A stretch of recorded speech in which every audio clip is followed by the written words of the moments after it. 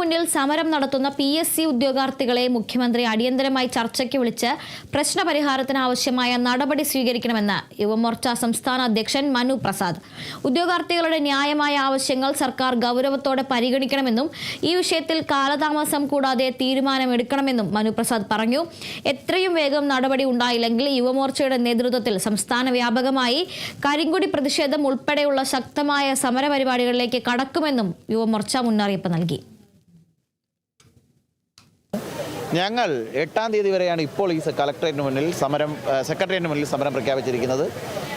8-ാം തീയതിക്ക് മുമ്പ് ഇന്ന് തന്നെ അടിയന്തരമായി ഈ സമരം കിടക്കുന്ന ആളുകളെ ചർച്ചയ്ക്ക് വിളിക്കാൻ മുഖ്യമന്ത്രിയായിട്ടുള്ള VD സതീശൻ തയ്യാറാകണം എന്ന് ഞങ്ങൾ ആവശ്യപ്പെടുകയാണ്.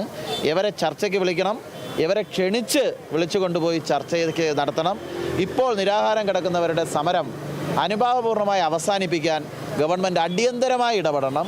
ഇനി അതിന് വീഴ്ച വരുത്തിയാൽ നാളെ മുതൽ VD സതീശൻ മുഖ്യമന്ത്രിക്ക് നേരെയുള്ള കരിങ്കൊടി പ്രയോഗങ്ങൾ പരസ്യമായി പ്രതിഷേധമായി യുവമോർച്ച രംഗത്ത് വരും എന്ന് നിങ്ങളെ അറിയിക്കുകയാണ്.